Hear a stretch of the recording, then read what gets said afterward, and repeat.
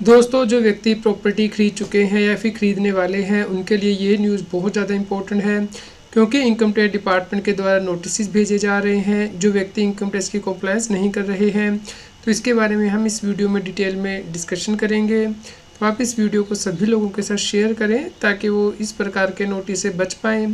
CS Satbir Singh YouTube channel पर आपका स्वागत है। इनकम टैक्स की कंप्लायंस करना दिन ब दिन मुश्किल होता जा रहा है, क्योंकि इनकम टैक्स बदल रहा है। इसलिए आप हमारे यूट्यूब चैनल को सब्सक्राइब कर लें। आप हमें व्हाट्सएप चैनल और Telegram channel CS Satbir Singh टैक्सील पे भी सब्सक्राइब कर लें। लिंक वीडियो के डिस्क्रिप्शन में भी दिया गया है, कमेंट पे पिन किया गया है, ताकि आपको इनकम टैक्स के रेगुलर अपडेट आपके मोबाइल पे ही मिलते रहें। दोस्तों, इनकम टैक्स डिपार्टमेंट के द्वारा नोटिस टैक्स पेयर को भेजा गया है। टैक्स पेयर ने प्रॉपर्टी बाय की थी और वो इनकम टैक्स की टाइमली कंप्लायंस नहीं कर पाया, जिसकी वजह से कि उसे नोटिस भेजा गया है। दोस्तों, इनकम टैक्स में प्रोविज़न है कि यदि आप कोई प्रॉपर्टी खरीदते हैं 50 लाख रुपए से ज़्यादा की, तो उस केस में आपको TDS 1% के हिसाब से काटना होता है। यदि आप किसी रेजिडेंट व्यक्ति से प्रॉपर्टी खरीद रहे हैं और यदि किसी NRI से खरीद रहे हैं तो उसके लिए कोई लिमिट नहीं है, उसके लिए आपको मैंडेटरी TDS काटना होता है। तो यहाँ पे टैक्स पेयर ने रेजिडेंट व्यक्ति से प्रॉपर्टी खरीदी थी लेकिन TDS टाइमली नहीं काटा था, जिसकी वजह से कि यहाँ पे नोटिस इनकम टैक्स डिपार्टमेंट के द्वारा दिया गया है कि 1,72,000 रुपये से ज़्यादा टैक्स पेयर को पे करना है। यहाँ पे टैक्स पेयर से इंटरेस्ट डिमांड किया गया है और इसके साथ ही लेट फीस भी डिमांड की गई है। दोस्तों, जब कोई व्यक्ति प्रॉपर्टी खरीदता है तो उसे TDS काटना होता है। तो यहाँ पे टैक्स पेयर ने जो प्रॉपर्टी खरीदी है वो 1,63,00,000 की खरीदी थी। तो भले ही आप एक बायर हैं या एक से ज़्यादा बायर हैं, यदि प्रॉपर्टी की जो वैल्यू है वो 50 लाख से उससे ज़्यादा है तो आपको 1% TDS काटना है, यदि आप रेजिडेंट व्यक्ति से प्रॉपर्टी खरीद रहे हैं। तो यहाँ पे व्यक्ति को 1,63,700 रुपया TDS काटना था। तो ये प्रॉपर्टी दिसंबर 2022 में खरीदी गई थी और इस केस में जो TDS है वो भी काट लिया गया था, लेकिन गवर्नमेंट को जमा नहीं कराया गया था। तो यहाँ पे जब आप TDS काट लेते हैं, जिस महीने में TDS कटा है उसके ख़त्म होने के बाद 30 दिन के अंदर आपको TDS जमा करना होता है। तो 30 जनवरी 2023 तक के TDS गवर्नमेंट को जमा करना था, लेकिन टैक्स पेयर ने जो TDS है वो 14 सितंबर 2024 को जमा किया है। तो इस प्रकार यहाँ पे 22 महीने का डिफ़ॉल्ट हुआ है। और इनकम टैक्स एक्ट ये कहता है कि 1.5% पर मंथ और पार्ट ऑफ द मंथ के अकॉर्डिंग आपको इंटरेस्ट पे करना होगा।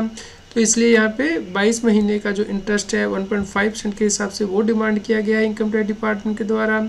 इसके अलावा क्योंकि जो TDS की स्टेटमेंट है 26 QB वो आपको फाइल करनी थी 30 जनवरी तक, वो नहीं फाइल करने की जो लेट फीस है वो 200 रुपीज़ पर डे है। तो यहाँ पे टैक्स पेयर को 26 QB फाइल करना था 30 जनवरी 2023 तक। तो यहाँ पे 593 डे का डिफ़ॉल्ट है और हर दिन के लिए आपको 200 रुपया पर डे की लेट फीस पे करनी होती है। इसलिए 1,18,600 रुपया जो लेट फीस के तौर पे यहाँ पे इनकम टैक्स डिपार्टमेंट के द्वारा डिमांड किया जा रहा है।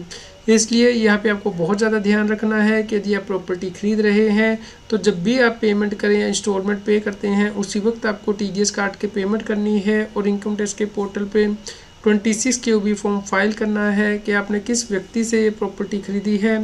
यहाँ पे आपके ये भी ध्यान रखना है कि यदि सेलर का पैन नंबर आधार से लिंक नहीं है तो उस केस में TDS 1% से नहीं कटेगा बल्कि 20% से कटेगा।